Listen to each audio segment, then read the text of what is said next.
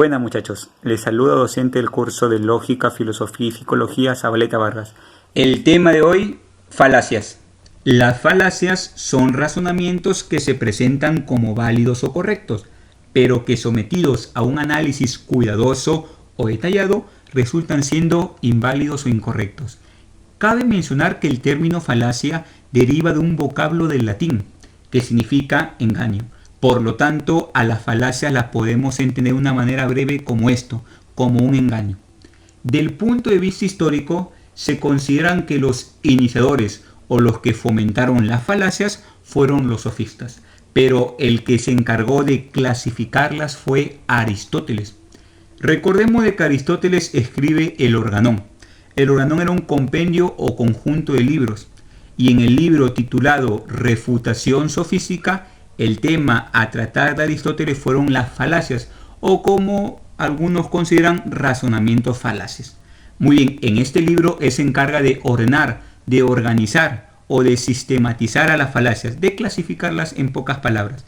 Aunque cabe también precisar que con el paso de los siglos las falacias van a ir aumentando. Pero por esto se considera justamente de que es Aristóteles el primero en clasificarlas o dar una clasificación de las falacias.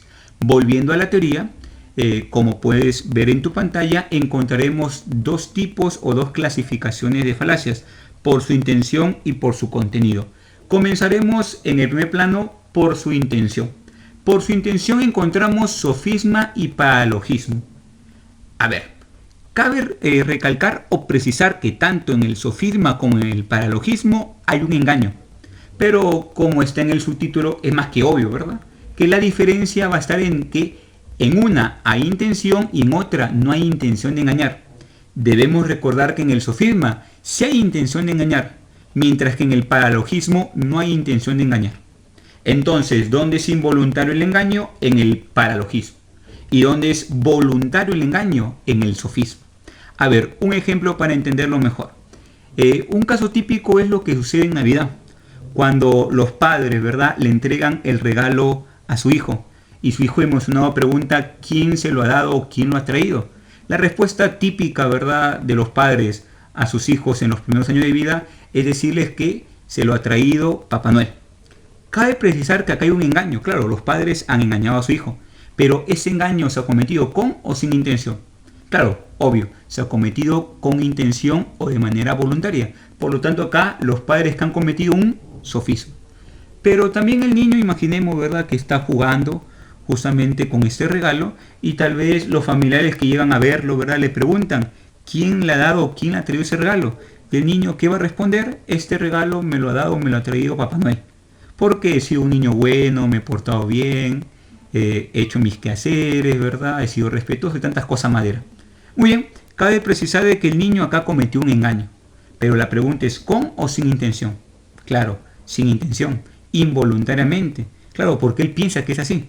Claro, él no tiene intención de engañar, por lo tanto, si no tiene intención de engañar, el niño que ha cometido paralogismo. Entonces creo que con este caso ejemplo se puede comprender de una manera breve pero interesante tanto el caso del sofisma o del paralogismo.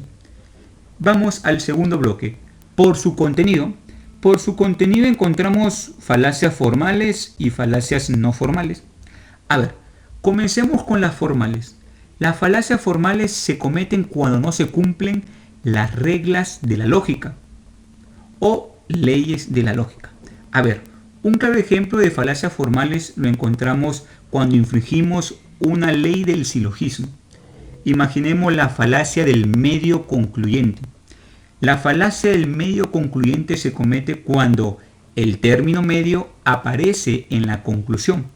Y esto no debe ser así porque una de las reglas del silogismo es que el término medio únicamente está en las premisas y no en la conclusión.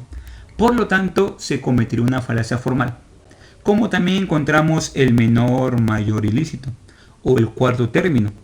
O saliendo, ¿verdad?, específicamente de estos casos, tenemos la afirmación del consecuente o la negación del antecedente como falacias formales que en su respectivo capítulo, no este, ahondaremos y explicaremos mejor obviamente. Entramos a las falacias que nos interesan en este bloque, en este video, las falacias no formales.